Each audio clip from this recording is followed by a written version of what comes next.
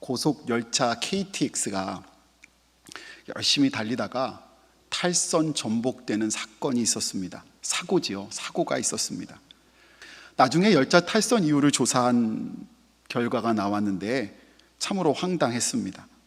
그 직접적인 원인이 그 열차의 중요한 센서, 그러니까 신호를 바꿔주는 중요한 센서 밀착 감지기라는 것이 있는데 그것을 고정하는 볼트가 6개랍니다. 근데 그 6개의 볼트 중에 하나가 풀려 있어서 그 밀착 감지기가 오작동하였습니다. 그러니까 그 볼트 하나의 크기가 7mm라고 하는데 그 작은 볼트 하나로 인해 그 큰 열차가 탈선된 것입니다. 이렇듯 작은 것 하나가 잘못되고 자리를 이탈하기 시작하면 가치 있고 소중한 것이 무너지는 경우를 우리는 주변에서 가끔 보게 됩니다. 작은 것 하나의 중요성을 인식하지 못하면 결국 큰 것을 잃을 수 없을 뿐만 아니라 그 작은 것 하나 때문에 우리가 큰 실수를 하게 되기도 합니다. 우리가 함께 나누고 있는 삼손 3번째 시간인데 삼손의 얘기를 살펴보면 일종의 패턴이 있습니다. 그 패턴이 어떤 패턴이냐면 강약의 패턴입니다. 지난주 말씀을 기억하시나요? 지난주 본문이었던 사사기 15장 14절 이하에 보면 삼손이 나귀 턱뼈 하나로 무장한 블레셋 장정 몇 명이요 1000명을 무찔렀습니다. 그 힘이 정말 강함을 표현해 주고 있습니다. 그러나 강 다음에 약이 나옵니다.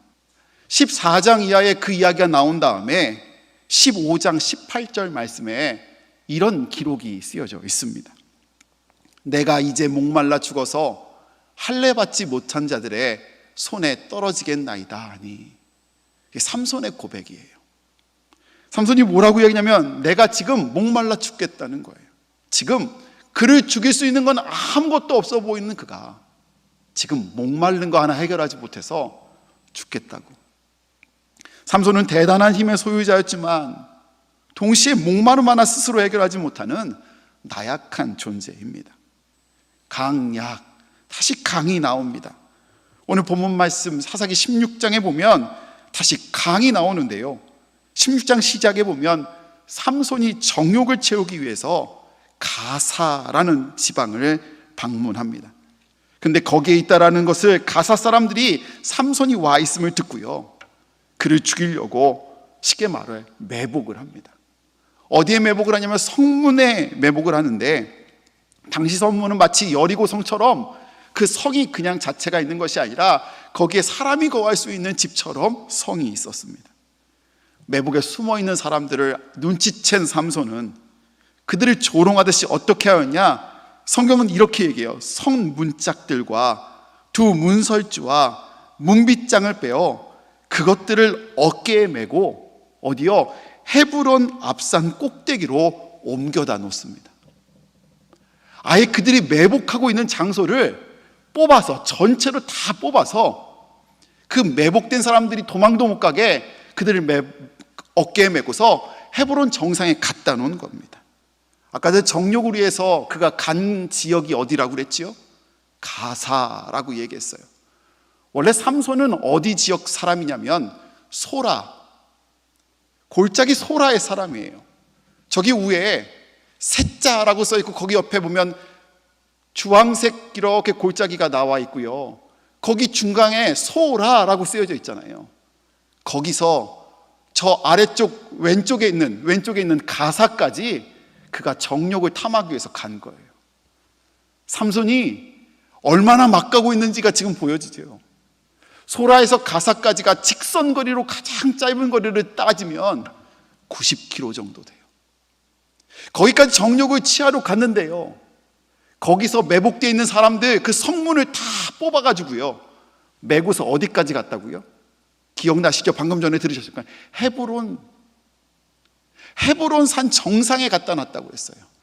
저기 가사에서 헤브론까지는 얼마나 되는 줄 아세요? 90km. 그러니 삼손이 얼마나 강한 힘, 주체할 수 없는 힘을 가지고 있는 사람이었습니까? 그런데 제가 뭐라고 그랬어요? 강약, 강, 그 다음에 뭐가 나올 차례죠? 이제 약이 나올 차례예요. 지금 그가 무너진 것이요, 더 강한 힘이 아니었습니다. 19절 말씀입니다. 드릴라가 삼손에게 자기 무릎을 베고 자게 하고 사람을 불러 그의 머리털 7가닥을 밀고 괴롭게 하여 본즉, 결박되고 눈이 뽑힌 삼손, 옥에서 맷돌을 돌리게 되는 삼손, 그 삼손은요, 그 강한 삼손은 막강한 군대에 의해서 무너지지 않았습니다. 나약한 여인에 의해서, 그 여인의 무릎에서, 어찌 보면 한낱 머리카락에 의해서 그렇게 되었어요. 이렇듯 삼손의 이야기는 강약의 패턴을 이루어지고 있어요. 무엇을 의미합니까?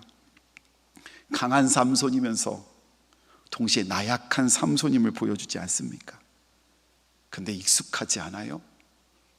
우리나라를 이끌고 갔던 정치 거물들, 그렇게 강한 사람인데 나약한 그 일 때문에 다 넘어졌잖아요.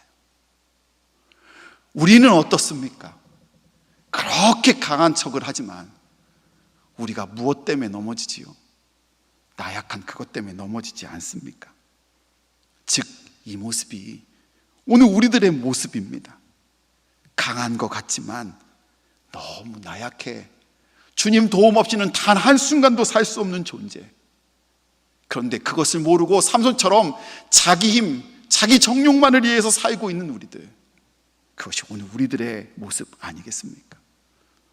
어린 시절에 늘 궁금한 게 있었습니다. 그래서 삼손의 힘은 머리카락에서 있는 거야, 아닌 거야?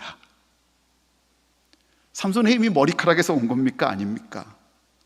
결론, 그러니 삼손의 힘이 사라진 것은 머리카락이 때문이 아니라 여호와 하나님께서 삼손을 떠났기 때문입니다. 그것을 분명히 사사기 16장 20절은 이렇게 말해줍니다. 드릴라가 이르되 삼손이여, 블레셋 사람이 당신에게 들이닥쳤느니라 하니 삼손이 잠을 깨며 이르기를 내가 전과 같이 나가서 몸을 떨치리라 하였으나 여호와께서 이미 자기를 떠나신 줄을 깨닫지 못하였더라. 떠난 거예요. 그런데 말씀을 자세히 읽다 보면 삼손이 심각하게 드릴라에게 말하는 모습을 보면 삼손은 자기의 긴 머리카락에 자기의 힘이 있다라고 믿었던 것은 확실한 것 같습니다. 착각하고 있었던 것이죠. 그런데 그것마저도 유혹 앞에서 지키지 못한 채 그 여인에게 말하고 있으니 이제 더 정확하게 말할 수 있지 않습니까? 삼손의 힘이 머리에서 왔느냐, 그렇지 않은가에서는 아니라고 말할 수 있지만, 이것을 통해서 우리가 정확히 알 수 있는 것은 그는 드릴라 앞에서 자신이 마지막으로 지켰던 마지막 나시인의 책무마저도, 자기가 생각하고 있었던 그 힘의 원천마저도 지킬 능력 없는 나약한 존재였던 것입니다. 그런데 흥미로운 것은 삼손의 이야기 속에 나오는 세 여인이 있습니다. 그 여인들은 아무도 이름이 나오지 않습니다. 삼손과 관계를 맺고 있는 여자 3명은 이름 드릴라 빼놓고 나오지 않고요, 하물며 그의 어머니 이름조차도 나오지 않고, 그 아버지 이름은 마누아라고 나오는데 그의 엄마 이름은 나오지 않잖아요. 그런 와중에 드릴라 이름만 나온다는 것은 참으로 흥미롭습니다. 삼손의 이름이 태양이라는 뜻이라고 한다면 드릴라의 이름의 뜻은 어두움, 밤에 라는 뜻을 갖고 있습니다. 그러니 지금 드릴라의 무릎을 베어 누르고 있는 삼손의 모습, 자신의 머리카락을 자기가 힘을 얻는다고 생각하고 있으면서도 그것을 내어 맡기고 지금 잠들어 있는 삼손의 모습은 어떤 모습이라고 할 수 있겠습니까? 어두움에 묻힌 태양의 모습 아니겠습니까? 태양이 어둠에 가리면 그 빛이 있습니다. 그렇게 강하다고 힘이 있다고 주장하던 그도 밤의 유혹 앞에 아무런 힘을 쓰지 못하고 있는 것을 보면 그가, 그리고 우리가 얼마나 연약한 존재인지를 보게 됩니다.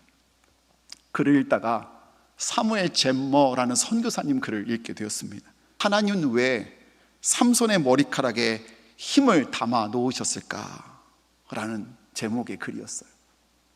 그렇게 질문하면서 사무엘 제모 목사님은 이렇게 얘기했어요. 몸속에 놓았다면, 안 보이는 곳에 놓았다면, 머리카락보다 더 강한 곳에 놓았다면, 뼛속에다가 골수 속에다가 깊은 곳에 숨겨 놓았다면 찾아내기 힘들었고 지키기 편했고 빼앗기지도 않았을 텐데 왜 하필 하나님은 삼손의 머리카락에 힘을 담아 놓으셨을까? 그리고 제모 목사님은 이렇게 묵상 가운데 대답합니다. 여인의 가냘픈 손으로도 잘릴 수밖에 없는 그의 힘을 머리카락에 두셨던 이유는, 이거 내가 소홀히 관리하면 넌 언제든지 잃을 수 있어, 잃게 될 거야 라는 경고를 주시고, 그래서 겸손하고 늘 그것을 지키기 위해서 자기가 아니라 하나님을 의지하고 또 의지하라는 뜻임을 가르쳐주는 배움이라고 고백하고 있습니다. 오늘 본문에 나와 있는 것처럼 여호와의 임재를 잃어버린 삼손은 아무것도 아니었습니다. 여호와의 임재를 경험해야 강력합니다. 사사기에 보면 아무것도 아닌 존재였지만 여호와를 경험하고 여호와의 임재가 있었을 때 강한 용사로 사용한 기도원과 같은 사람이 있는가 하면, 많은 것을 받고 그것대로 살았지만 여호와의 임재를 잃었을 때 아무것도 아닌, 그래서 힘이 있던 그가 임재를 잃은 순간 눈을 뽑히고 힘을 잃고 감옥에서 비참한 순간으로 곡식을 가는 자가 되어버린 삼손의 모습을 보면서 여호와 임재를 잃어버린 우리가 아무것도 아닐 수 있다라는 경각심을 가져야 된다는 생각을 해보게 됩니다. 사랑하는 아연의 성도 여러분, 여러분은 무슨 기도로 하나님께 기도하고 있습니까? 오늘 말씀을 준비하면서 제 스스로 제 기도를 한번 돌아봤어요. 근데 제 기도를 다 돌아봤더니요, 무엇이 되기 위해서 기도하고요, 무엇을 하기 위해서 기도하더라고요. 그거 가치 있는 일이잖아요. 그런데 정말 중요한 기도 하나를 빼먹고 있다는 생각이 들었어요. 바로 우리의 연약한 부분들을 지키는 기도. 하나님께 맡기며 우리의 입술을 지켜달라고, 마음을 지켜달라고, 삼손의 머리카락 같은 그것을 지켜달라고 기도하는 것도 해야 되겠다라는 마음이 들었어요.